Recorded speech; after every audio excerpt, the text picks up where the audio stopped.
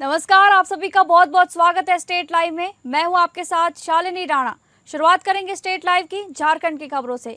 नई दिल्ली में आयोजित नीति आयोग की बैठक में कल मुख्यमंत्री हेमंत सोरेन भी शामिल हुए। इस दौरान उन्होंने राज्य के समग्र विकास पर जोर देने का काम किया है। साथ ही समग्र विकास की विचारधारा को रखते हुए मुख्यमंत्री हेमंत सोरेन ने कहा कि झारखंड की खनिज संपदा तभी सतर्क होगी जब उसे मानव पूंजी से जोड़ा जाए। इस संबंध में उन्होंने आगे कहा कि झारखंड को केवल खनिज निकालने वाले राज्य के रूप में देखने की परंपरा से अलग विकास की यात्रा में साझेदार बनने पर जोर दिया जाए। मौके पर राज्य के संसाधनों का राज्य के ही वैल्यू एडिशन और उससे जुड़ा मैन्युफैक्चरिंग और राज्य की मानव पूंजी का उसमें उपयोग की मांग की गई।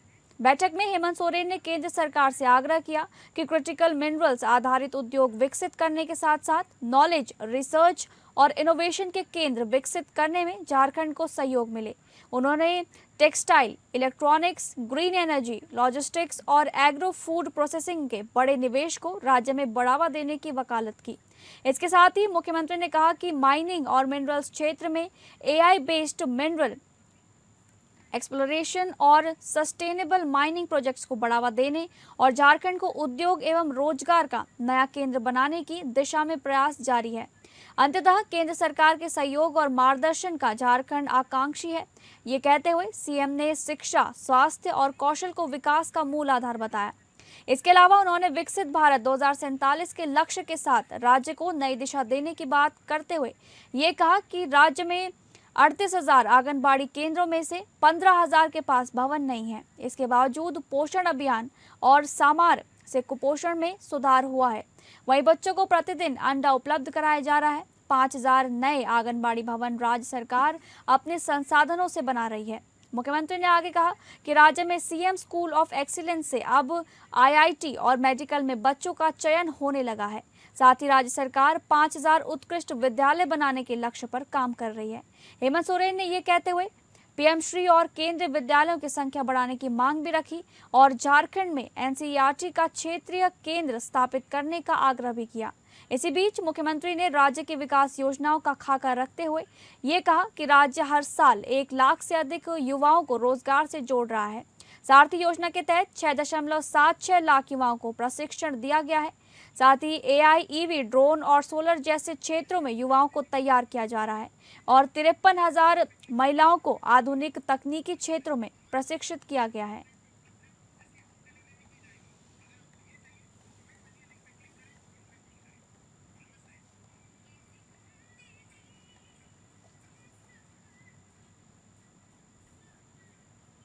अगली खबर का रुख करेंगे। झारखंड में राज्यसभा चुनाव में त्रिकोणीय मुकाबले को लेकर बढ़ती राजनीतिक सरगर्मी के बीच मुख्यमंत्री हेमंत सोरेन को एक बार फिर गैर भाजपा कांग्रेस की सरकार बनाने का प्रस्ताव मिला है। दरअसल जमशेदपुर पश्चिम के विधायक एवं जेडीयू अध्यक्ष सरयू राय ने एपी न्यूज के माध्यम से सत्तारूढ़ी पार्टियां जेएमएम और कांग्रेस के बीच बढ़ती तल्खियों पर यह बड़ा बयान जारी किया है, जिससे झारखंड की सियासत में नए समीकरणों की संभावनाओं को उत्पन्न होते देखा जा रहा है। आप पहले और अब तक में जितना बदलाव देखने को मिला, झारखंड की राजनीति को आप अभी किस ओर जाते हुए देख रहे हैं? क्या इसका? ये बहुत कठिन सवाल है। एक इलेक्शन का जो नजरिया है उससे आगे झारखंड की राजनीति क्या होगी इस पर क्योंकि आए दिन महागठबंधन में टूट की बातें होती है, आप भी नहीं, इसलिए होता है ना कि जो गठबंधन बनते हैं उनमें पूरा भरोसा नहीं रहता है। देखिए, जब ये राज्य बना था उस समय ही अगर भारतीय जनता पार्टी, झारखंड मुक्ति मोर्चा ये मिलकर सरकार बना लिए होते तो सरकार स्थिर रहती। नहीं, देखिए, मैंने इस पर कहा था कि कोई भी मुख्यमंत्री अपनी स्थिर सरकार को छोड़कर अस्थिरता की ओर नहीं जाएगा।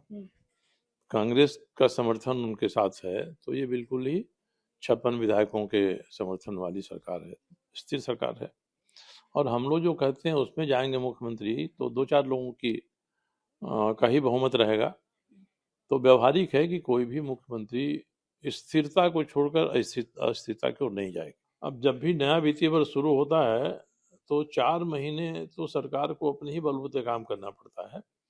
केंद्र सरकार जो आपका क्वार्टरली सहायता देती है वो जुलाई के पहले आती नहीं है और इनके पास पैसा नहीं है। तो 4 महीने तो संघर्ष कर रहे हैं ये। हम्म, तो सरकार में एकजुटता नहीं है। हम्म, मुख्यमंत्री हैं, उनके मंत्री हैं, 56 विधायकों का समर्थन है, मगर एकजुट सरकार रहे ये व्यवस्था यहाँ है नहीं। जिसको जिधर मन कर रहा है उधर जा रहा है हम्म, और बहुत बुरी हालत है। मुझे लगता है कि जब से झारखंड बना है, हम्म, उसके बाद से सबसे बुरी हालत वित्त व्यवस्था की जो अभी वित्तीय वर्ष खत्म हुआ है उसमें रही है।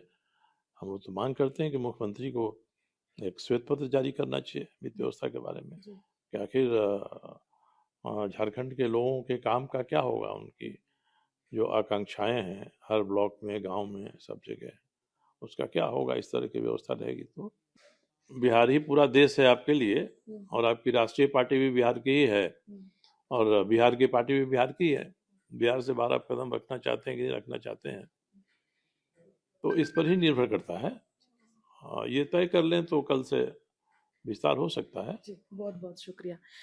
तो ये थे हमारे बीच जदयू विधायक। और राजनीति में देखा जाए तो झारखंड में एक बहुत बड़े स्तर पर, बड़े पैमाने पर अपनी राजनीति के लिए, अनुभव के लिए जाने जाने वाले, जिन्हें विश्व पितामह भी कहा जाता है, राजनीति के धुरी भी कहा जाता है, सरयू राय, उन्होंने तमाम मुद्दों पर हमारे बीच आज एपीएन न्यूज से बातचीत की है। झारखंड की राजनीति, यहाँ आने वाले राज्यसभा चुनाव को लेकर, महागठबंधन की स्थिति पर और जदयू के विस्तार की संभावनाओं पर उन्होंने तमाम संदेश भी दिए हैं, सलाह भी दिए हैं। फिलहाल हमारे सहयोगी दीपक के साथ एपीएन न्यूज से मैं तृप्ति, रांची से नमस्कार।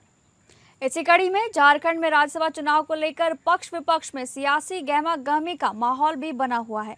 इस बीच एनडीए के घटक दल जेडीयू के पक्ष पर बात करते हुए पार्टी के प्रदेश अध्यक्ष सरयू राय से हमारी संवाददाता तृप्ति सिंह ने और कई मुद्दों पर उनके विचार जाने। इस दौरान उन्होंने संख्या बल की चुनौती पर महागठबंधन में फूट का हवाला दिया, तो वहीं एनडीए के अस्तित्व पर भी पहली बात खुलकर अपनी चिंता व्यक्त की है। सबसे पहले सर जानना चाहेंगे, जैसे कि चुनाव हो रहा है और एनडीए गठबंधन में आपसे क्या बातचीत हुई है बीजेपी की, आपकी समर्थन को लेकर? कि झारखंड में हम्म, एनडीए का अस्तित्व केवल चुनाव के समय था। बाद में विधानसभा में भी हम लोग प्रयास करते हैं कि एक समन्वित कार्यक्रम बने, हम लोगों का साथ रहें, पर भाजपा बड़ी पार्टी है तो वो पहल करेंगे तो सफल होगा। मगर किसी मुद्दे पर हम लोग एनडीए के रूप में हम लोग सक्रिय नहीं हुए। हालांकि हम लोग भारतीय जनता पार्टी के पक्ष में रहते हैं। और अभी आपको क्या लगता है, एनडीए इस चुनाव को लेकर एकजुट है पूरी तरह से? अब पूरी तरह एकजुट है, पूरी जी। तरह एकजुट है। एनडीए के घटक दलों में से 2 घटक दल के लोग तो हम लोग यहाँ सामने हैं, जनार्दन जी हैं, मैं हूँ, तो हम लोग एकजुट हैं। और मुझे लगता है कि उन लोगों को भी कोई शंका नहीं है इसके बारे में। मगर तब है कि व्यवहारिकता का तकाजा होता है कि चुनाव आता है तो लोग सबसे बात करते हैं। क्योंकि संख्या बल तो आपको पता ही है कि काफी कम है और 28 चाहिए, तो इसे लेकर क्या मतलब तय आप आज मानते हैं? आज आज 1:30 बजे एनडीए के विधायक लोगों को वहां बुलाया गया है। जो भाजपा के राष्ट्रीय अध्यक्ष हैं आ रहे हैं, उनके साथ परिचय होगा, बातचीत होगी और ये सब भी बातें होंगी। इतना सही करी है कि 4 वोट की जरूरत है। अब दूसरी तरफ देखिए तो इंडिया गठबंधन में ये जेएमएम और कांग्रेस में सिर फुटेबल हो रही है।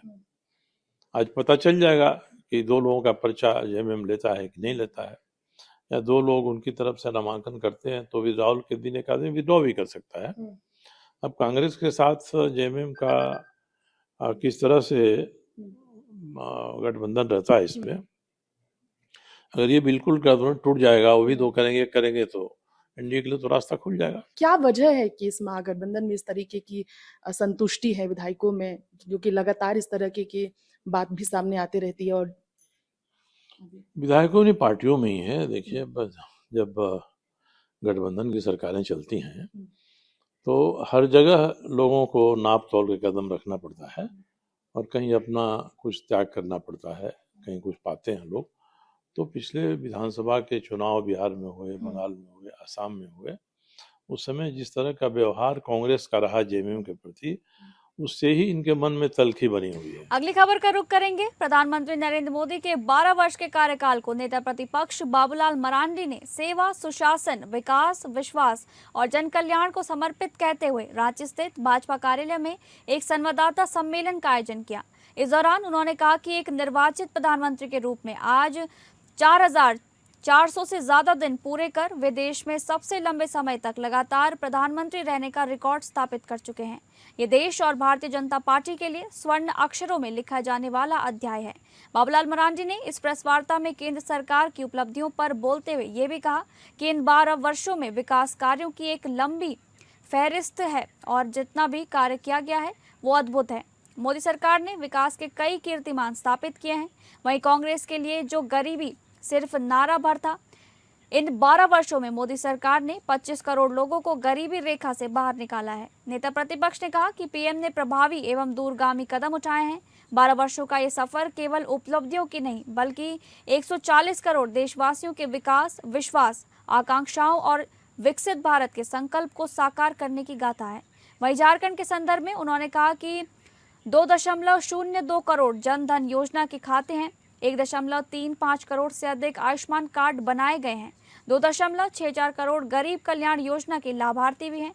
18.8 लाख से अधिक किसानों को किसान सम्मान निधि का लाभ मिल रहा है। पीएम मुद्रा योजना के तहत 89,000 करोड़ रुपए से अधिक की राशि का वितरण किया गया है। और इधर आप देख रहे होंगे कि देश के प्रधानमंत्री नरेंद्र मोदी जी ने दुनिया के कई देशों के साथ, अब पूरा यूरोप यूनियन के साथ ही ट्रेड जो एग्रीमेंट हुआ है, इसके पीछे का कारण ये कि भाई हमारे अगर स्टार्टअप है, हमारे लोग अगर कोई चीज को तैयार करते हैं तो उनकी बाजार भी उनको उपलब्ध हो, इसकी भी देश के प्रधानमंत्री नरेंद्र मोदी जी ने पूरी तरह से, ऐसा नहीं है कि आप प्रोडक्शन कर रहे हैं तो आप कहाँ बाजार में मिलेगी। तो ये आज देश के प्रधानमंत्री नरेंद्र मोदी जी, क्योंकि देश किस प्रकार से आगे बढ़ रहा है, कैसे तरक्की कर रहा है, ये हम सब लोग देख रहे हैं। तो इन 12 वर्षों के कालखंड में जो अद्भुत काम हुआ है, हर क्षेत्रों में काम, गरीब से गरीब व्यक्ति को उसका लाभ उठा रहे हैं। टीबी मुक्त भारत बनाने के लिए देश भर में चल रहे टीबी मुक्त भारत अभियान के तहत रांची में शुरू हुए 2 दिवसीय नेशनल टास्क फोर्स की महत्वपूर्ण बैठक में राज्य के स्थायी स्वास्थ्य मंत्री डॉक्टर इरफान अंसारी बतौर मुख्य अतिथि शामिल हुए। उन्होंने नेशनल ट्यूबरकुलोसिस एलिमिनेशन प्रोग्राम के तहत इस बैठक का शुभारंभ करते हुए कई महत्वपूर्ण दिशा निर्देश देते हुए इस संबंध में राज्य सरकार की योजनाओं से भी अवगत कराया। वहीं central TB division, national task force, zonal task force, state TB cell और झारखंड एनएचएम के द्वारा आयोजित किए जा रहे टास्क फोर्स भी इस बैठक में देश के 32 राज्यों, केंद्र शासित प्रदेशों के टीबी मुक्त भारत अभियान से जुड़े अधिकारी, प्रतिनिधि भाग ले रहे हैं। जहां पहले दिन स्वास्थ्य मंत्री ने कहा कि हेमंत सरकार ने वर्ष 2029 तक टीबी मुक्त झारखंड बनाने का लक्ष्य निर्धारित किया है। पूर्व की सरकारों ने राज्य में स्वास्थ्य सेवाओं को प्राथमिकता में नहीं रखा। अब सरकार पूरी गंभीरता से काम कर रही है, ऐसा उन्होंने कहा। इसके अलावा उन्होंने बताया कि अगर 2047 तक भारत को विकसित भारत बनाना है तो देश को टीबी मुक्त भारत बनाना ही होगा, जिसके कोई एआई का उपयोग फायदेमंद हो सकता है। और राज्य सरकार भी पोषाहार में अपना बजटीय प्रावधान करने की योजना पर काम कर रही है। हमारे राज्य के लिए गर्व की बात है कि हमें होस्ट करने का मौका मिला है। एनटीएफ प्रोग्राम टीबी उन्मूलन कार्यक्रम को लेकर आज आप देख सकते हैं कि देश विदेश सभी राज्यों से एक्सपर्ट, साइंटिस्ट, डॉक्टर्स आए हैं यहाँ, और झारखंड को कैसे हम टीबी मुक्त करें इस दिशा में 2 दिन का सेमिनार हम लोगों ने आयोजन किया है और हम लोगों को अवसर प्राप्त हुआ था। इससे पहले ये सेमिनार कहाँ हुआ था? शिलोंग में, शिमला में हुआ था, और 2 साल के बाद हमें अवसर प्राप्त हुआ। हम लोगों ने यहाँ का जो होस्ट हम लोगों ने किया है। टीबी मुक्त भारत अभियान का आज 2 दिवसीय यहाँ कार्यशाला आयोजित हो रहा है, जिसमें 32 राज्यों से यहाँ पर प्रतिनिधिगण आए हुए हैं। और हम लोग को जो मुक्त करने का जो लक्ष्य रखा गया है वो 2029 जैसे माननीय मंत्री जी बताए हैं। हम लोग का प्रयास होगा उससे पहले ही हम लोग जो है टीबी मुक्त भारत अभियान और टीबी मुक्त झारखंड कम से कम हम लोग कर लें। थाना अंडा क्षेत्र अंतर्गत मुखबिर की सूचना प्राप्त हुई है कि कुथरेल एवं अंडा क्षेत्र में अवैध रूप से गुटखा निर्माण एवं पैकेजिंग का कार्य संचालित किया जा रहा है। सूचना को गंभीरता से लेते हुए थाना अंडा पुलिस एवं ACCU की संयुक्त टीम द्वारा संबंधित स्थलों पर दबिश कार्रवाई की गई। कार्रवाई के दौरान मौके से गुटखा निर्माण में प्रयुक्त विभिन्न प्रकार का कच्चा माल, मशीनें, पैकेजिंग सामग्री तथा एवं अर्धनिर्मित उत्पाद बरामद किए गए। ये अंडा थाना क्षेत्र का कुथरेल गांव है। यहाँ पे एक फैक्ट्री में गुटखा का अवैध निर्माण किया जा रहा है। ये पुलिस के द्वारा हमको सूचना मिली है और यहाँ पर पहुँचे हैं। अभी मेरी टीम जांच पड़ताल कर रही है कि कितना पैकेट यहाँ पे गुटखा है और गुटखा पैकेजिंग की मशीन रखी हुई है और पहले से प्रिपेयर्ड जो बोरियों में जो रॉ मटेरियल है वो रखी हुई है। उसकी पुलिस और हमारी टीम एक संयुक्त रूप से जाँच पड़ताल कर रही है। आगे किस प्रकार की कार्रवाई होगी आपको सूचित किया जाएगा। अगली खबर का रुख करेंगे, जहां मोहर्रम और उर्स के आयोजनों को लेकर छत्तीसगढ़ राज्य वक्फ बोर्ड ने बड़ा फैसला लिया है। बोर्ड ने स्पष्ट निर्देश जारी करते हुए कहा है कि धार्मिक कार्यक्रम पूरी तरह शरीयत के अनुसार आयोजित किए जाएं। डीजे, बैंड बाजा, नाच गाना, धुमाल और आतिशबाजी जैसी गतिविधियों पर रोक लगाई गई है। छत्तीसगढ़ राज्य वक्फ बोर्ड के अध्यक्ष डॉक्टर सलीम राज द्वारा जारी आदेश में प्रदेश की सभी मस्जिदों, दरगाहों और संबंधित कमेटियों को निर्देशित किया गया है कि मुहर्रम और उर्स के दौरान होने वाले धार्मिक आयोजन पूरी सादगी और अनुशासन के साथ संपन्न कराए जाएं।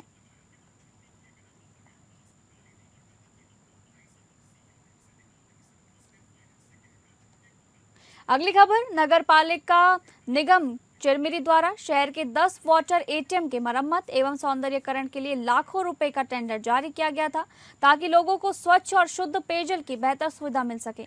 लेकिन अब इस कार्य की गुणवत्ता और पूर्णता को लेकर सवाल खड़े होने लगे हैं। स्थानीय लोगों का आरोप है कि टेंडर के बावजूद कई वाटर ATM में केवल औपचारिक मरम्मत का काम दिखाया जा रहा है, जबकि जमीनी स्तर पर सुविधाएं अभी भी बदहाल हैं। जानकारी के अनुसार शहर के विभिन्न वार्डों में स्थापित वाटर ATM के रखरखाव और सौंदर्यीकरण के लिए निगम द्वारा ठेका दिया गया था, लेकिन कई स्थानों पर मशीनों की स्थिति पहले जैसी ही बनी हुई है। न केवल वाटर ATM अपितु चिरमिरी में जहाँ पे भी आप देखेंगे, जहाँ पे भी दिक्कत है, परेशानियाँ, वहाँ सिर्फ टेंडर हो रहे हैं, काम कुछ नहीं हो रहा है। सड़क की बात करेंगे तो बोलते हैं टेंडर हो गया, लाइट की बात करेंगे, स्ट्रीट लाइट की तो बोलेंगे टेंडर हो गया, पानी की बात करेंगे तो बोलेंगे 185 करोड़ का टेंडर हो गया। वाटर ATM की बात करेंगे तो आपको ये बोला जाएगा कि टेंडर हो गया। टेंडर होता है, बिल निकलता है, लेकिन काम कुछ नहीं होता, जैसा कि आप देख सकते हैं। अगली खबर, कोरबा शहर के व्यस्त बुधवारी VIP रोड पर देर शाम उस वक्त हड़कंप मच गया जब शराब के नशे में दो युवकों ने बीच सड़क पर जमकर उत्पात मचाना शुरू कर दिया। प्रत्यक्षदर्शियों के मुताबिक दोनों युवक हाथ में शराब की बोतल लेकर राहगीरों से अभद्रता कर रहे थे और लोगों को डराने धमकाने का प्रयास कर रहे थे। देखते ही देखते मौके पर लोगों की भीड़ जमा हो गई और माहौल तनावपूर्ण हो गया। बताया जा रहा है कि स्थिति उस समय और बिगड़ गई जब एक युवक ने मौके पर मौजूद लोगों की ओर पत्थर उठा लिया और मारपीट की धमकी देने लगा। हैरानी की बात यह रही कि यह सब पुलिस कर्मचारियों की मौजूदगी में हो रहा था। शराब के नशे में बेकाबू युवकों की हरकतों से राहगीरों और आसपास के व्यापारियों में दहशत फैल गई। कुछ समय के लिए मुख्य मार्ग पर आवागमन भी प्रभावित हुआ। सूचना मिलते ही CSEB चौकी पुलिस मौके पर पहुंची और दोनों युवकों को काबू में लेने का प्रयास किया गया। CSEB पुलिस सहायता केंद्र के अंतर्गत पे सरस्वती शिशु मंदिर के पास में दो जो शराबी थे उनके द्वारा उत्पात मचाया जा रहा था। जैसे ही पुलिस को सूचना मिली, पुलिस तुरंत मौके पर पहुंची है और उसे चौकी लेकर आई। अब बात करेंगे महाराष्ट्र से जुड़ी खबरों की। सावित्रीबाई फुले पुणे विश्वविद्यालय में कॉकरोच जनता पार्टी की ओर से आयोजित आंदोलन के दौरान विवाद खड़ा हो गया।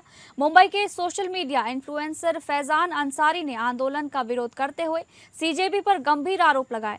फैजान अंसारी ने दावा किया कि कॉकरोच जनता पार्टी के संस्थापक अभिजीत दिप्के की टीम के कुछ लोगों ने उन पर हमला किया। उन्होंने ये भी आरोप लगाया कि हमले में शामिल कुछ लोग नशे की हालत में थे।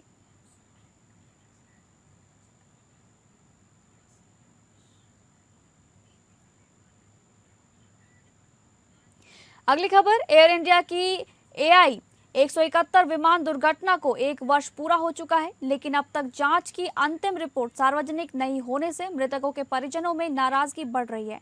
इस हादसे में 260 लोगों की मौत हुई थी, जिनमें महाराष्ट्र के उरण तालुका के नहावा गांव की बेटी और एयर इंडिया की एयर होस्टेस मैथिली पाटिल भी शामिल थी।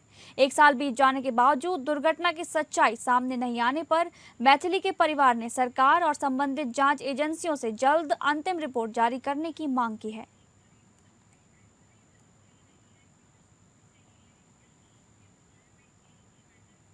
मॉनसून के दौरान सुरक्षित और निर्बाध रेल सेवाएं सुनिश्चित करने के लिए कोंकण रेलवे ने व्यापक तैयारियां पूरी कर ली हैं। रेलवे प्रशासन के अनुसार आधारभूत संरचनाओं को मजबूत बनाने, भूस्खलन रोकथाम उपायों और आधुनिक निगरानी प्रणाली के जरिए मॉनसून 2026 की चुनौतियों से निपटने की तैयारी की गई है। 15 जून से 20 अक्टूबर 2026 तक मॉनसून समय सारिणी लागू रहेगी। संवेदनशील स्थानों पर ट्रेनों की गति नियंत्रित की जाएगी। भूस्खलन संभावित क्षेत्रों में सुरक्षा कार्य पूरे कर लिए गए हैं तथा जल निकासी व्यवस्था को भी मजबूत बनाया गया है। राष्ट्र में जो नया काम हमने शुरू किया पिछले 1 वर्ष से, हमारे पास जीआरपी नहीं थी, लेकिन अब हमारे पास महाराष्ट्र स्टेट में हमारे स्टेशनों पे जीआरपी उपलब्ध है। इस प्रकार के जो 139 पे भी जो हम कंप्लेंट्स देखते हैं, इस प्रकार के जो झगड़े हैं वो काफ़ी कम हो गए हैं, उन्होंने कंट्रोल किया है। अलार्म चेन पुलिंग पे उन्होंने कंट्रोल किया है। थेफ्ट जो कुछ केसेस होते थे वो कंट्रोल हुए हैं। लेकिन निश्चय ही लंबी दूरी की गाड़ियां हमारे यहाँ ज़्यादा चलती हैं, उसमें जो प्रवासी दूर से बैठ करके आते हैं और हमारे लोकल लोगों को छोटे डिस्टेंस ट्रैवल करना होता है, तो उस भीड़ में इस बार खास करके हमने समर स्पेशल के समय में हमने लगभग ऐसी हर गाड़ी को अपने आरपीएफ और जीआरपी से मैन कराया था। हर 3 कोच पे 2 टीटी रखे थे और इस बार इस संख्या में काफ़ी कमी आई है हमारे यहाँ कोंकण रेलवे में। तो फिलहाल स्टेट लाइव में बस इतना ही। नमस्कार।